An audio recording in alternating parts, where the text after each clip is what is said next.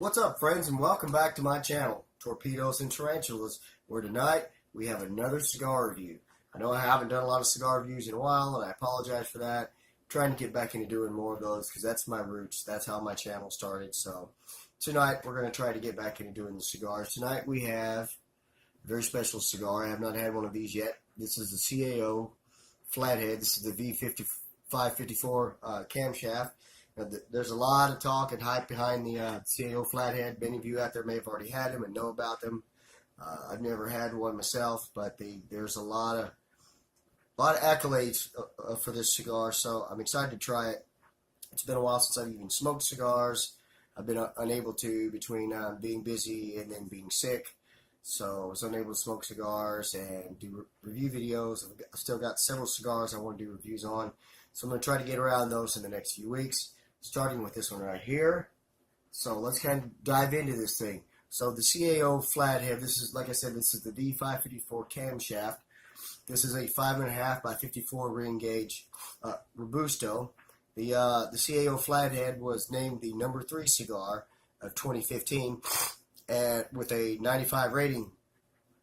The guts of this thing, the long fillers are Nicaraguan Ligero and Piloto Cubano Ligero, which I believe is a Dominican-grown Cuban seed Ligero, a Connecticut Habano seed binder, and a Connecticut broadleaf Maduro wrapper.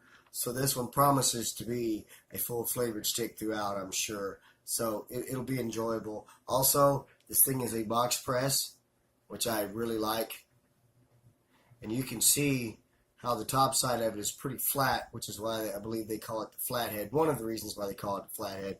This is kind of a tribute to muscle cars. That's why the different sizes are different engine parts or whatever, if you will. But this one is made in Nicaragua, which is one of my favorite regions for cigars. So it promises to be a pretty enjoyable cigar. Let's give it a sniff and see what we've got.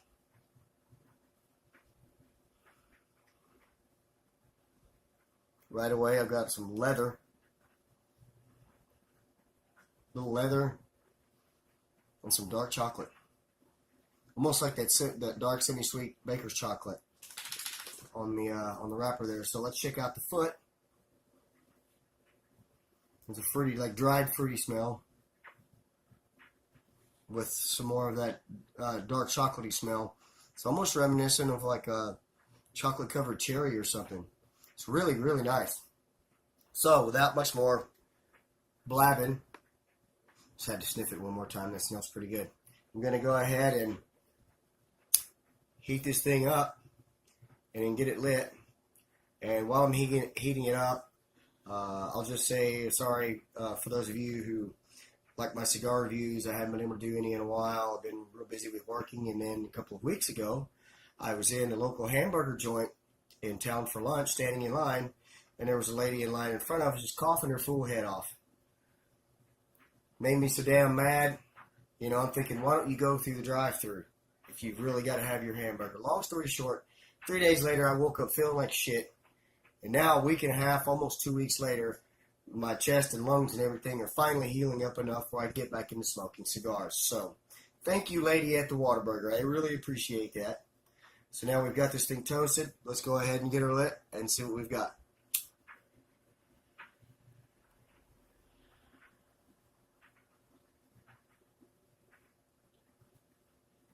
You may notice I'm using a natural flame lighter. That's because I have trouble finding a good jet flame lighter. I have a $2 job over there. It's a single flame torch that works pretty well. For any cigar, I don't really give a shit about like burning up the end of it or overheating the cherry, but since this is a cigar review and this is the first time I've had one of these, I'm not going to do that. So I prefer a natural flame a lot of the time anyway. So there you go.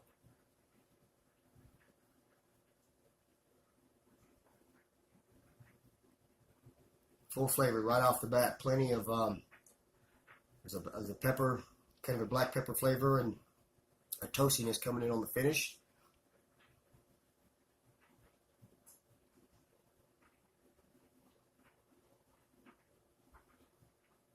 A little bit of a baking spice as well.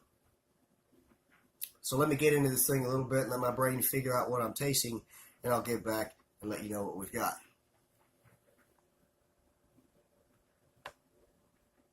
Alright, so here we are back with the CAO 554. This is the Flathead 554 Camshaft. As you can see, beautiful tight ash. You know, I love a tight ash. The burn is not razor sharp. It just started burning like that just in the last few draws, so, but it's not needing any attention. The draw itself, flawless, almost effortless. Not too easy, not too tough. You know, initial impressions is a lot of the core flavor is a leather, and then there is kind of a fruit that comes up going into the finish there. There's also kind of I wouldn't really call it a mystery flavor, it's just one I can't really put my finger on. It mixes with the leather that's kind of like a savoriness that you get from like meat, you know, like red meat. That's kind of what I'm getting as well. It's it all mixes together really nice. Now, in the beginning, there was that pepper flavor and pepper tingle, which is characteristic of Ligero tobacco leaf, but that has quickly faded out. It's a full-flavored cigar so far, medium-bodied. It's not anything overpowering, no strength really to speak of so far. And I'm enjoying it so far. You know, I'm more of a Maduro guy myself, so this kind of stick is right in my alley. You know, hopefully we get some changes. If we don't, if it stays like this, that's okay too. So I'm going to get a little further into this thing, and then I'll tell you guys what I have.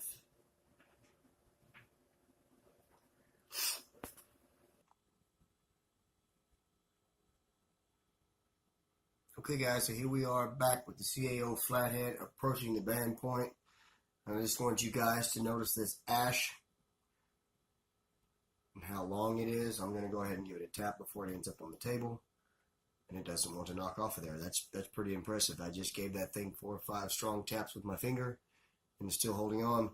As you can see, it's still not burning razor sharp, but this is not driving me crazy. Again, it's not really needing any attention whatsoever. The draw is still beautiful. There's not one thing that I've noticed. There's not a lot of heavy smoke output on the foot, which is a good thing. Flavor-wise, not a whole lot of changes. Just a lot of that leather and the fruit kind of there, but then I did notice a very subtle caramel. Now most of you may say caramel, but I'm from the South, so but it's very, very subtle, and I actually haven't noticed it here in the last few draws, but the pepper tingle kind of came back a little bit there, so there was a bit of a transition, I guess you could say. Still enjoying this cigar. The body has kicked up to a medium to full, still full flavored. Still not really hardly any strength whatsoever to speak of. So yeah, it's a pretty good cigar. You can see that ash it's leaning heavily, but I tapped the snot out of it, and that ash didn't want to come off of there. I have a feeling once I get to the band point and have to take the band off, it's going to come off of there, but whatever. Anyway, that has been the CAO Flathead 554 Camshaft so far. I'm going to keep going and let you know what I think.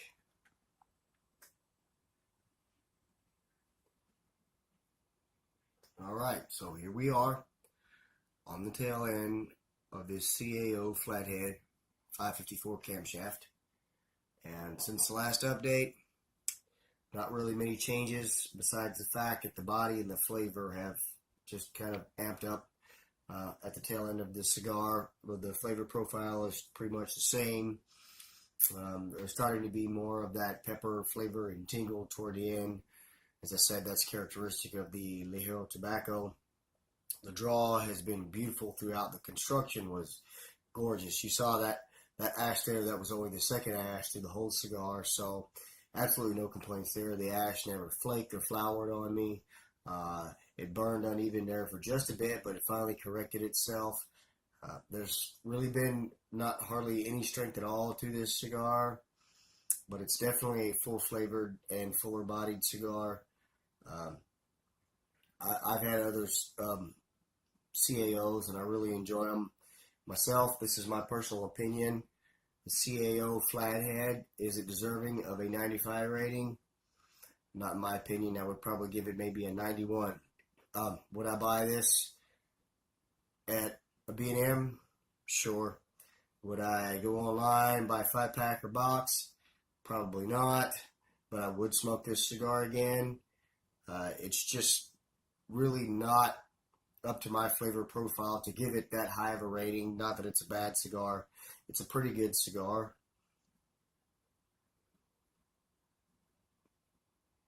But it's pretty middle of the road as far as flavors go.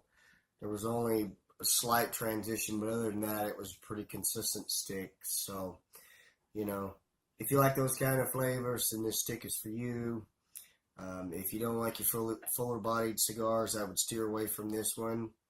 I've got other cigars I'm ready to do some reviews on, so be looking for those. I hope you enjoyed this video and it was helpful. Please give me a thumbs up and a comment.